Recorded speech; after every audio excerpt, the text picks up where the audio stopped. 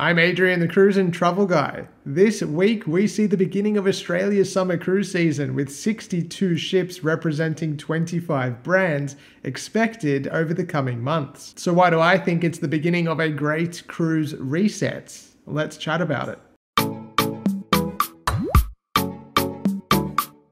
With 62 ships coming here this season, you would think that is a fantastic number, and although it is high, it's actually down on last year's where we had 70. A report by Cruise Passenger earlier this year revealed that local cruise ship capacity could be slashed by 30% come 2026. Royal Caribbean has in fact gone from 3 ships last summer with Brilliance, Ovation and Quantum to 2 ships this summer being Ovation and Quantum. Next year the cruise line will still have 2 ships, however Anthem of the Seas will replace Ovation of the Seas in Sydney, and the smaller Voyager of the Seas will replace Quantum in Brisbane. That change means thousands of less berths for our market. Similarly, Princess has gone from 4 ships last season to 3 ships this season, and next it will only have 2. Likewise, P&O's Pacific Explorer will no longer be sailing locally, and Carnival will take on Pacific Adventure and Pacific Encounter, meaning that their Carnival Corporation's 5 ships that were within P&O and Carnival Australia's fleet will become 4. Virgin have pulled out of this and any future season for at least the foreseeable future. Cunard will not home port a ship here after this season, and world's 4th largest cruise line NCL has a very limited Australian presence. I've covered the issues that have led to some of these developments in my recent videos, and their popularity both here and overseas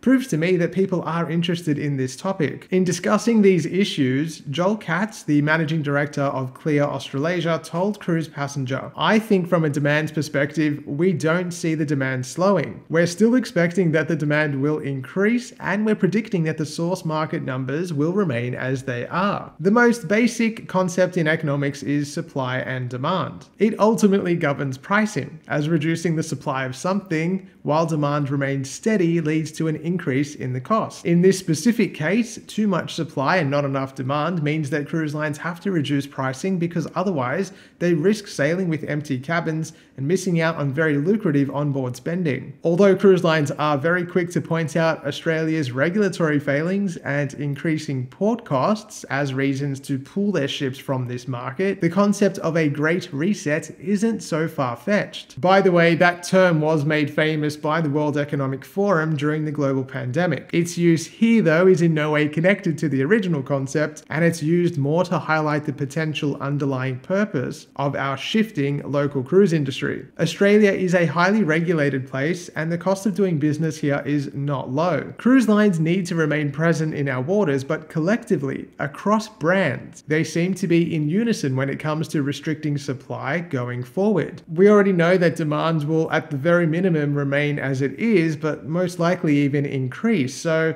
a reduction in supply will lead invariably to higher pricing. This will be a big benefit to all cruise lines that do business here, and one has to consider whether this is part of a broader, medium-term plan to recalibrate the cost of cruising locally. NCL is the most recent cruise line to really publicly push for Australians to fly overseas.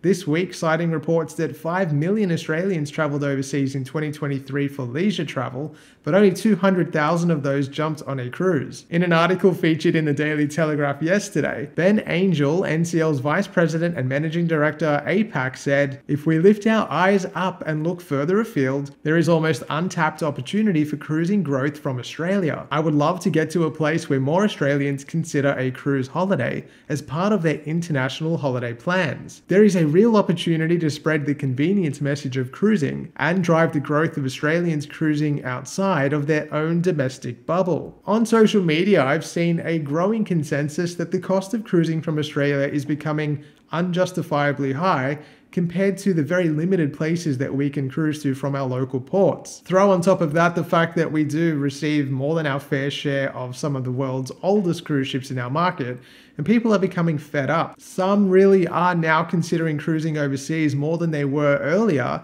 and I don't think that's by accident. Whatever the truth of the matter is, I do believe that going forward in the short to medium term, we will need to stump up more for cruising locally, or begin to compare the options presented by Fly Cruise packages, taking advantage of overseas destinations and the newest ships in the world. Let me know what you think about this concept of a great cruise reset. I don't know how far-fetched it is. It is a thought that I had last week when I started looking at some of these numbers and kind of figuring out where this market is moving. And again, I don't know the truth behind it, but the fact that cruise lines are moving in unison speaks to me about something else. Let me know if you agree or you think I'm a complete wackadoo. Whatever the case is, I'm happy to receive your comments. Let me know. And if you're looking to book a cruise, whether locally or overseas, you can head to my website, thecruiseandtravelguide.com.au. And if you'd like to see an example of what cruising overseas is like, check out my recent cruise on board Norwegian Spirit, where we cruised from Japan to Taiwan. It really was incredible and still quite close to home. As always, thank you so much for watching. Give me a follow on Facebook and Instagram at The Cruise and Travel Guide for all of my travels as they happen, and I will see you very soon. This week sees the beginning of Australia's summer cruise season with 62 ships expected from 25. And the other option, and I think what a lot of people will start to do, is to compare the cost of cruising internationally.